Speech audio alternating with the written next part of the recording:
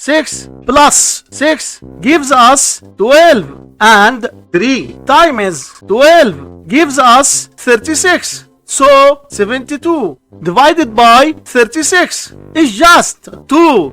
But this answer is not correct, because according to the order of operations, first we have to do parentheses, then exponents, then multiplication or division, and then finally addition or subtraction. Remember that multiplication and division have equal priority, and we have to work from left to right. And the same applies to addition and subtraction. In this expression, we have one division, one multiplication, and one parenthesis. Inside these parentheses, we have one addition. Here we have a multiplication, because in mathematics, when a number is placed next to parentheses, it means multiplication, and we usually don't write the multiplication sign for brevity. So according to the PEMDAS, first we have to do this parentheses, then this division, and finally this multiplication. If we do this multiplication before this division, it's wrong.